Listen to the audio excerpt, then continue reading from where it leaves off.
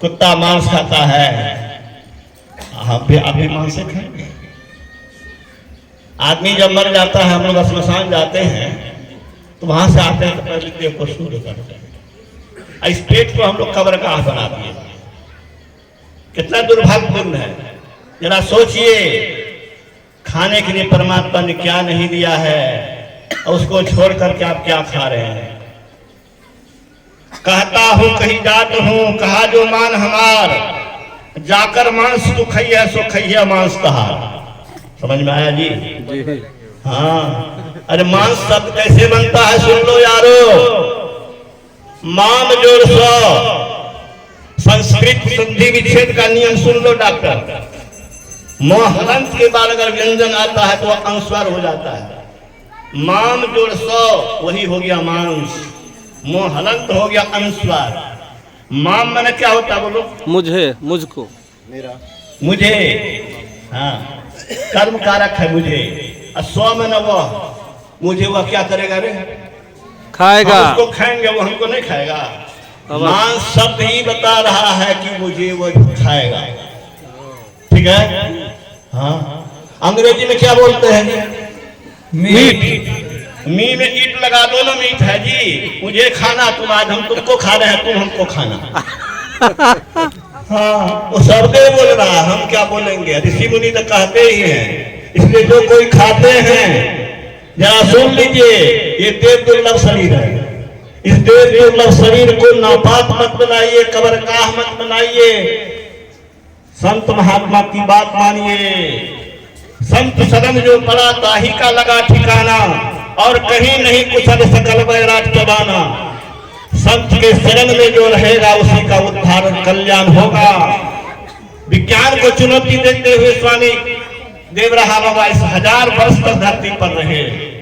मोतीलाल नेहरू को आशीर्वाद दिया, जवाहरलाल नेहरू पैदा हुआ, जवाहरलाल नेहरू को आशीर्वाद दिया, इंदिरा गांधी पैदा हुई, इंदिरा गांधी को आशीर्वाद मिला, राजीव गांधी को आशीर्वाद मिला, कितनी पीढ़ी को आशीर्वाद दिया। ये शक्ति कहां से आई? उससे बात करो। वो कहते हैं कि मांस मत खाओ, इस शरीर को शिवालय बनाओ, तप करो, जप करो, पुकार करो परमात्मा। इंदिरा गांधी को जाओ जेल में डाला गया, तब क्या हालत हुई होगी? तुमको जेल में डाल दिया जाए कैसा लगेगा? इंदिरा गांधी को जेल में डाला गया। कहां विश्व की नेता हार गई, जेल में गई, और तब अंतिम में किसने उसका उद्धार किया मालूम है? उसी देवराहा बाबा। 12 बजे रात में 31 दिसंबर 79 को गई, हाथ उठा के आशीर्वाद दिया था। उसके पहले गाय बछड़ा चिन्ह था। इंदिरा गांधी ने हाथ छाप चुनाव चिन्ह दिया। आज भी कांग्रेस का छाप चिन्ह क्या है? अच्छा। और उसके बाद वह फिर से बहुमत पाकर के सत्ता में आई। संत जो कर सकते हैं वो कोई नहीं कर सकता। कौन भी पत्ती में नहीं पड़ेगा, किसको कष्ट नहीं होगा, कौन व्याकुल नहीं होगा, कौन रक्षा करेगा रे? हाँ, तो उनकी बात मान। एक पदार्थ आपने कहा अपने शरीर को शौच से पवित्र करो, किंतु उतने से ही पवित्र नहीं होता है। हृदय की पवित्रता असली पवित्रता है। हृदय में पाप विचार नहीं आने से हृदय पवित्र होता है। कैसे पवित्र होगा? हृदय में पाप विचार नहीं आने से। जो नहीं करना चाहिए वो नहीं करो, जो नहीं खाना चाहिए वो नहीं खाओ। पाप विचार करने से बाहर में लोग नहीं देखते हैं, किंतु परमात्मा सभी जानते और देखते हैं, क्योंकि परमात्मा सब जगह है। शांति संदेश अक्टूबर 1985। विंदोनाद महालिंगम शिव शक्ति निकेतनम देहम शिवालयम प्रोक्तम सिद्धिदम सर्वदेहिनाम। विंदु जलधड़ी है और नाद शिवलिंग है। शिवालय में देखते हैं जलधड़ी पर शिवलिंग स्थापित है। उसी तरह यह शरीर शिवालय है। शरीर को पवित्र बनाकर मंदिर बना ले अथवा अपवित्र कर पाखाने खाने का घर बना ले, पवित्र होने में पापों की ओर झुकते रहें तो पवित्र कैसे हों? हम लोग अपनी इंद्रियों की विषयों की ओर न ले जाए तब पाप नहीं होगा, और पाप कैसे नहीं होगा? इंद्रियों को विषयों की ओर नहीं ले जाए तब पाप नहीं। रस ढूंढते रहोगे तो पाप में मन जाएगा। इसलिए इधर रस ढूंढना छोड़ दो। वैद्य की बताई युक्ति से विष का सेवन करने से वह प्राण रक्षक होता है। ठीक है ना? जी जी। वैद्य की बताई युक्ति से विष का भी सेवन, विष का सेवन करने से भी। विष कन्या होती थी ना पहले, विष कन्या कैसे सुलाई थोड़ा थोड़ा लेकर के शरीर को विषमय बना देती थी, और वो विष कन्या को भेज करके अपने दुश्मन का सफाया करती थी पहले के राजा लोग। तो थोड़ा थोड़ा कहने का मतलब क्या है? संसार का विषय विष है, विषय में यह ढक्कन है। फिजिक्स केमिस्ट्री विषय नहीं यहाँ है। अध्यात्म विषय क्या है? इंद्रियां जो ग्रहण करती है। आंख का विषय रूप है, कान का विषय शब्द।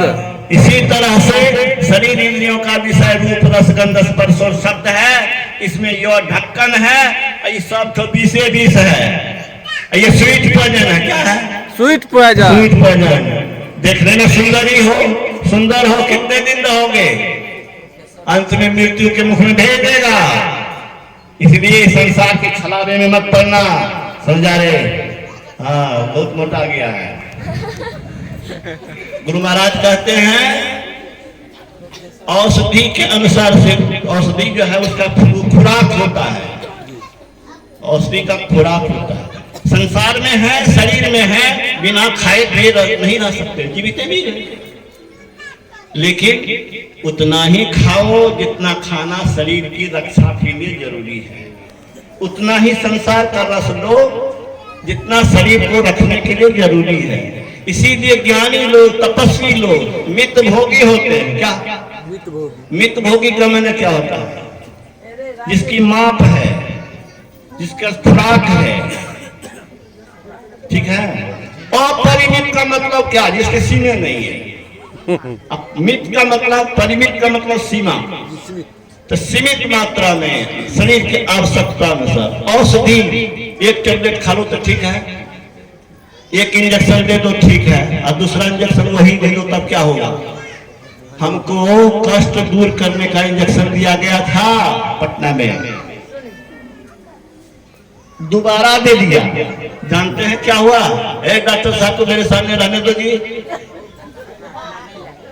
डॉक्टर साहिबा से मैं बात कर रहा हूँ। दूसरी सुई जब मुझे दे दी गई कष्ट हरण की, तो मेरा लगा कि मैं तो शरीर से निकल रहा हूँ। हाँ, एकदम फील होने लगा कि मैं शरीर से निकल रहा हूँ, अब मैं नहीं बचूंगा। तो मैंने जो था स्टाफ उसको कहा कि देखो मेरी शारीरिक स्थिति बिल्कुल बिगड़ रही है, डॉक्टर को कह दो कि ये स्थिति है। और हमको लगता था कि पीछे पता चला कि वो जो पेन को दूर करने के लिए इंजेक्शन दिया गया था वो दोबारा भूल से दे दिया। हाँ, तो खुराक जो है उसकी खुराक होती है। अरे बेसी खाते हो तो पेट झड़ जाता है ना। हाँ, तो खुराक शरीर की आवश्यक। कम खाने से कोई मरा है क्या? जी नहीं।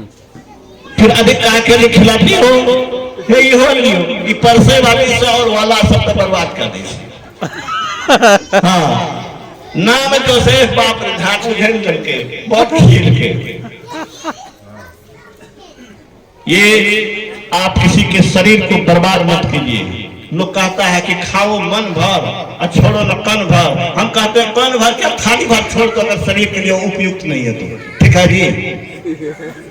अरे शरीर को जब बर्बाद कर देगा तो थाली को देखेंगे कि अपने शरीर को देखेंगे? भोजन हमारे लिए है, हम भोजन के लिए नहीं है।